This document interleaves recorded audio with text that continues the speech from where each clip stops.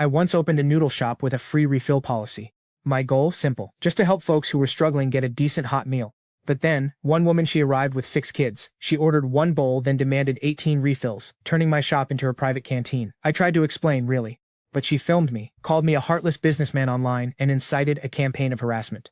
By the next day, thugs were at my door. They took over the shop. When I tried to talk, they beat me to death. Then I opened my eyes. I had been reborn. I was back to that same day. This time, I greeted her with a smile. Welcome. I'll get those budget noodles right away. She stood there smug with 6 skinny kids in tow. Her name was Yue Qinghe, a minor internet celebrity who built her brand on struggle. The sight of her triggered that memory of my brutal end. She was the architect of my ruin. Come on in, I said. My warmth clearly caught her off guard. She expected me to be cold so she could play the victim for views. She opened her mouth, but I cut her off. Mention it. If I opened a shop, I'm here to serve you. I pushed tables together and set down 7 glasses of warm water. Kids must be hungry. Have some water while you wait. Her confusion grew. She likely thought I was a pushover. She cleared her throat and started her act. We don't have much money. Just 1 bowl. She rummaged through her pockets and pulled out 10 crumpled yuan. I smiled and took it. Coming right up, 1 bowl of noodles. Inside the kitchen, I angled the CCTV camera to capture her entire table. I cooked the meal and served it hot. Enjoy. She grabbed the chopsticks, shoveled the food down, and looked at me. Refill. I didn't hesitate. 2nd, 3rd, 5th refill. I kept smiling, kept serving. Her confidence grew, and her voice became louder. She started filming. I laughed inwardly. She was waiting for me to snap, to kick her out, so she could play the victim again.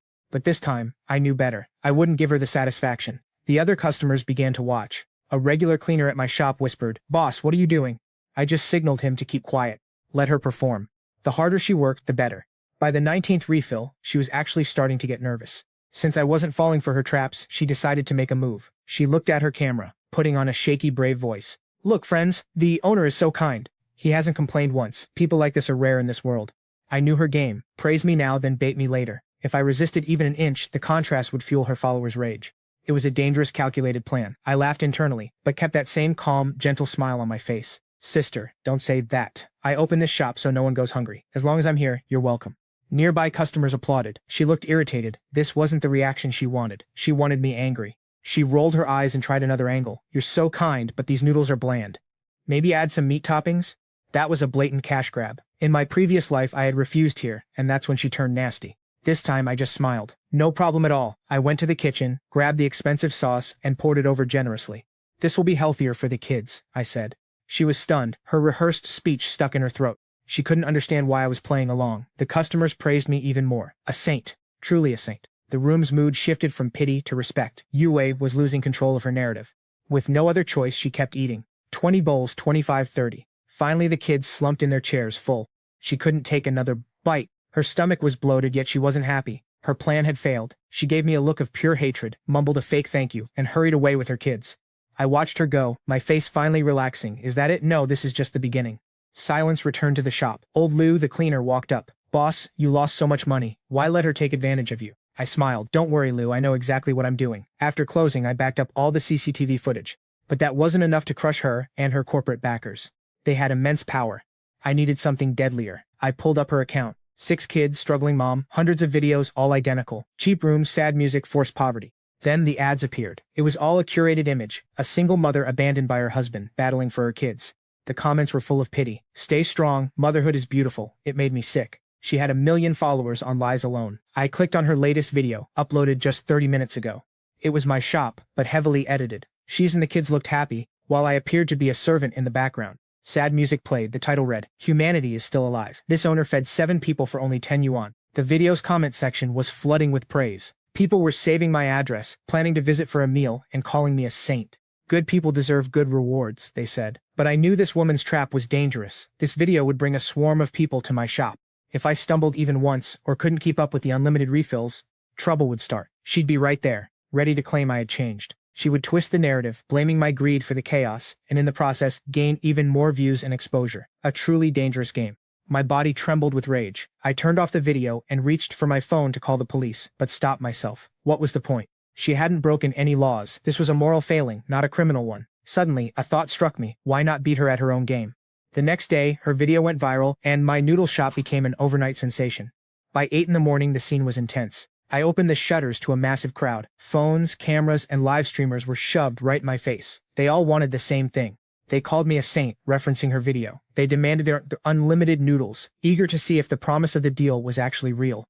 The shop was a mess of noise. Some were genuine, but most had greed and selfishness written all over their faces. It was exactly as I expected. Everyone was live streaming, their titles nearly identical. Keeping a steady smile, I raised my voice to address the hungry mob filling the room. I welcomed them, asked for patience, and promised everyone would be fed. Slowly, the tension in the room began to settle down. Soon the shop was packed. Demands for refills echoed from every corner. I was one-man army, sprinting between the kitchen and the tables.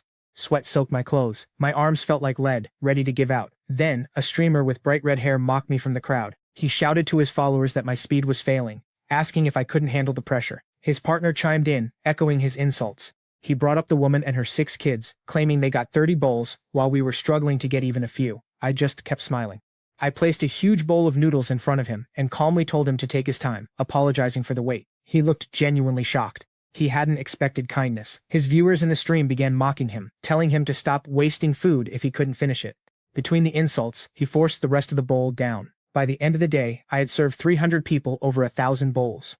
10 at night, when the last customer left, I collapsed into my chair. Every ounce of my energy was gone. After costs, I had actually lost money. Before closing, Lou arrived. He wasn't there to eat, but to warn me that if this continued, these people would eat my business into bankruptcy. Without a word, I opened the drawer, pulled out an envelope of my earnings, and handed it to him. I asked him to donate it to an orphanage. Lou was stunned, asking how I would survive after such a heavy loss. I just smiled, knowing this was part of a bigger plan. These streamers couldn't imagine what was coming. I told Lou it was fine. I would never lose sight of why I started the shop. Lou looked at me for a long time, his eyes filled with mixed emotions, before he finally took the envelope and left. Once alone, I locked up and opened my computer. I started editing the day's footage, the greed, the behavior, and my donation to the orphanage. I pieced it all together into a narrative, showing the truth behind the cameras and my commitment to the community.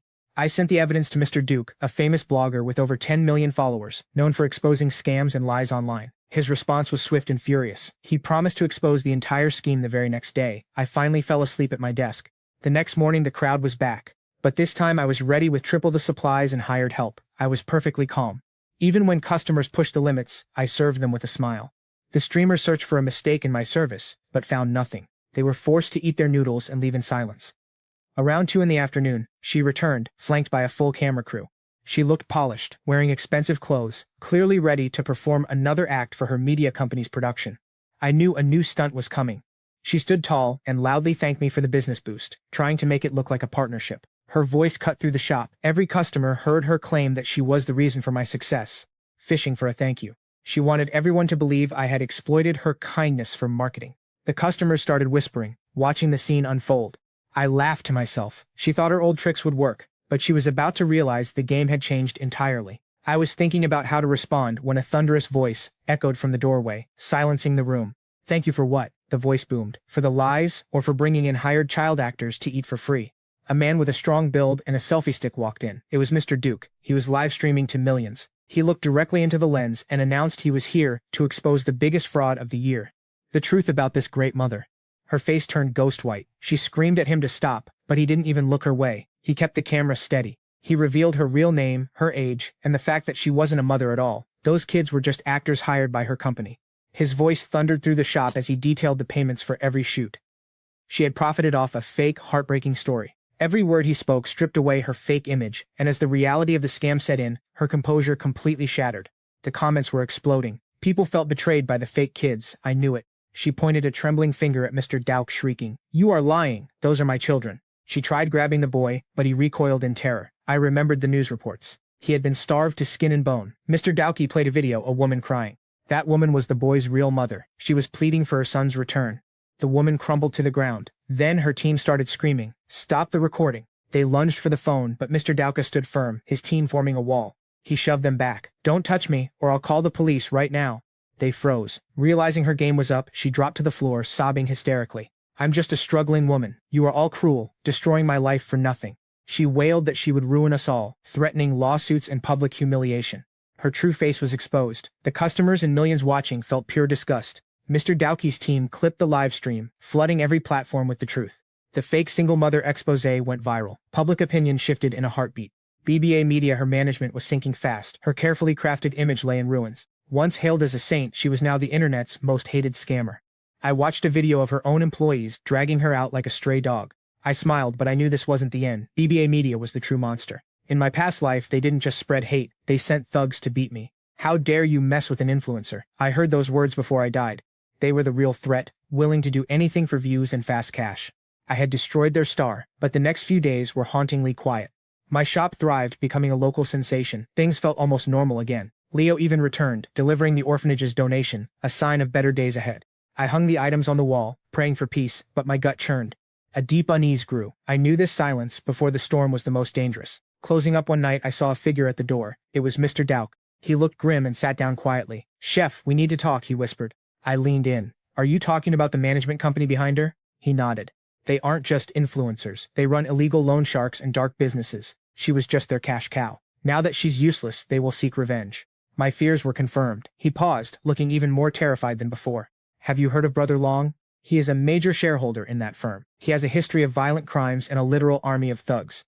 Mr. Dauk looked at me pale. "I have to hide. They've already threatened me." My heart sank. They were coming for us, and I was just a chef. I wouldn't bow down this time. I looked at him. "They run illegal loans?" He nodded, but admitted he lacked hard evidence to take them down. That was my opening. "Mr. Dauk, I have a plan. We can end them together." "It's dangerous," I warned. He looked into my eyes and nodded. "Tell me how." "I've spent my life fighting liars. The plan was simple. I would be the bait. Post a video with even bolder claims, illegal fundraising, predatory loan schemes. I knew it would make them furious enough to act out and reveal themselves. Announce a Friday night live stream at my shop where you'll reveal the evidence. We didn't have the proof, but the goal was to force them into a mistake. Their empire was falling, and I had one shot. By Friday night, I had to settle the score with Mr. Duke once and for all. Meanwhile, I'd already gone to the police. I didn't tell them I was under attack. Instead, I played the victim, filing a complaint that I was receiving threatening calls from a management company. And for days, my shop had been staked out by suspicious figures. I even mentioned Mr. Dauk's video, stressing that I feared for both our lives. I begged the police to keep a close watch on my shop that night. They logged my report, promising to take it seriously. Over the next 3 days, my noodle shop ran as usual, but I could clearly feel an unspoken tension hanging in the air. Those shady characters kept lurking outside. I was certain they were thugs sent by that same management company, who were watching every move I made. But I acted like I knew nothing, smiling and serving noodles to customers just like any other day. Finally, Friday evening arrived. At 7, I bid my last customer farewell and closed up early. Shortly after, Mr. Duke arrived as promised. He whispered, "Boss, is everything ready?" I pointed to the ceiling, telling him not to worry. I'd already hidden several cameras. Tonight we were going to give them a show they'd never forget. We both waited as time crawled by. When the clock hit 7:50, the sound of heavy footsteps echoed through the alley. I looked at Mr. Duke, and slowly my heart began to hammer against my ribs. Suddenly, someone kicked my shop shutter with full force. Explosive thuds shook the area, followed by an incredibly angry voice. "Open the door, boss. Get out here, you loser." The voice was all too familiar. It was the same one I'd heard right before my death in a past life. I sat frozen as they kicked the door repeatedly. When they got no answer, they pulled out iron rods and began tearing the shutter apart. In the dead of night, that screeching sound made my skin crawl. Mr. Duke's hands were shaking, but then, red and blue police lights flashed at the end of the alley. A siren wailed as a voice boomed, "Nobody move! Police!" Officers rushed in, trying to breach the door, catching the thugs red-handed. Both Mr. Duke and I were stunned. My plan was for them to break in first, and then I'd call the police to catch them in the act. But the police had been lying in wait the whole time. The thugs panicked, dropping their weapons and collapsing to the ground in terror. An officer stepped up, knocked on my shutter, and said, "Boss, greetings. We're from the Criminal Investigation Team. We received intelligence that a criminal syndicate was planning an attack here." I opened the door, asking in surprise, "Officer, I didn't call you." He smiled slightly and replied, "This time the order came from our senior officer."